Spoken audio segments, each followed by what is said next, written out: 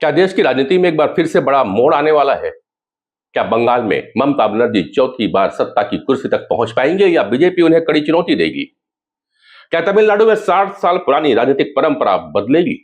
और क्या केरल में सत्ता बदलने का पुराना ट्रेंड इस बार लौट पाएगा?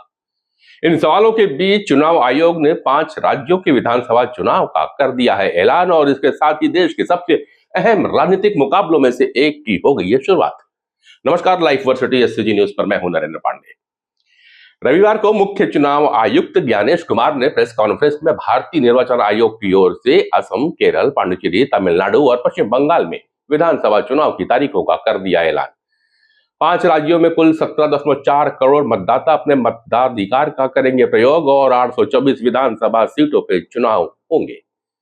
चुनाव की घोषणा के साथ ही इन सभी राज्यों में आचार संहिता भी लागू कर दी गई। मतदान की तारीखें कुछ इस प्रकार है। 9 अप्रैल केरल, असम और पांडुचेरी सिंगल फेज में चुनाव होगा, तो 23 अप्रैल को तमिलनाडु सिंगल फेज में चुनाव, 23 और 29 अप्रैल को पश्चिम बंगाल 2 चरणों के चुनाव होंगे। 5 राज्यों के चुनाव नतीजे 4 मई को घोषित किए जाएंगे। अगर पिछले चुनावों से तुलना की जाए तो इस बार की प्रक्रिया थोड़ी सी अलग है।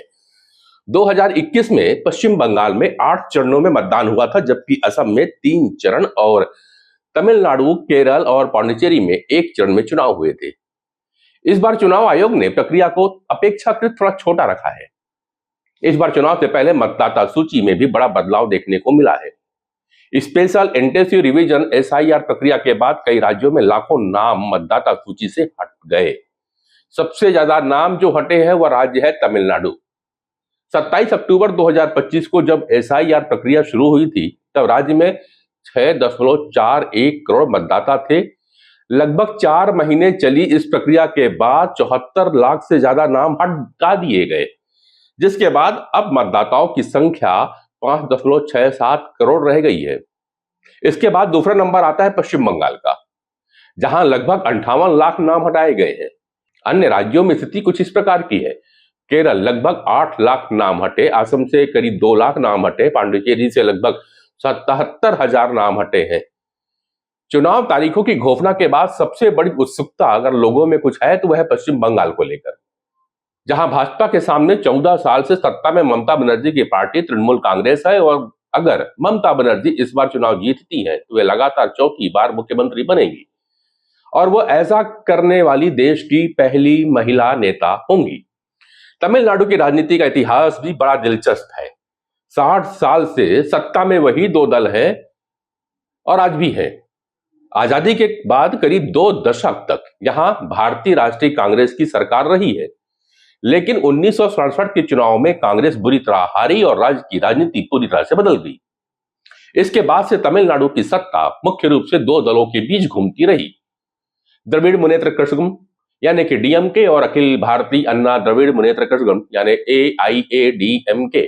फिलहाल राज्य में एमके स्टालिन की नेतृत्व में डीएमके की सरकार है, जिसने 2021 में चुनाव के कांग्रेस और वाम दलों के साथ मिलकर के जीत हासिल की थी। केरल देश का इकलौता राज्य है जहां आज भी वामपंथी गठबंधन सत्ता में मौजूद है।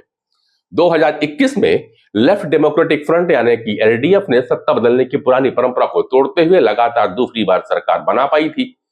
इस बार यूनाइटेड डेमोक्रेटिक फ्रंट यानी कि यूडीएफ यानी कांग्रेस गठबंधन एंटी इनकम्बेंसी का फायदा उठाने की पूरी कोशिश कर रहा है। असम में पिछले 10 साल से भाजपा की सरकार है और भाजपा इस बार लगातार तीसरी बार सत्ता में आने की तैयारी कर रही है। प्रधानमंत्री नरेंद्र मोदी पिछले 6 महीनों से 3 बार राज्य का दौरा कर चुके हैं और पार्टी ने 126 सीटों में से 100 से ज्यादा सीटें जीतने का लक्ष्य भी रखा हुआ है। भाजपा को चुनौती देने के लिए कांग्रेस ने कई क्षेत्रीय और वामपंथी दलों के साथ मिलकर बड़ा गठबंधन भी बनाया है। बात अगर पांडिचेरी की करें तो यहां देश की सबसे छोटी विधानसभाओं में से एक है। 2021 में कांग्रेस सरकार गिरने के बाद एन रंगास्वामी के नेतृत्व में ऑल इंडिया एनआर कांग्रेस और भाजपा गठबंधन ने सरकार बनाई थी। इस बार कांग्रेस डीएमके के साथ गठबंधन कर सत्ता में वापसी की कोशिश कर रही है।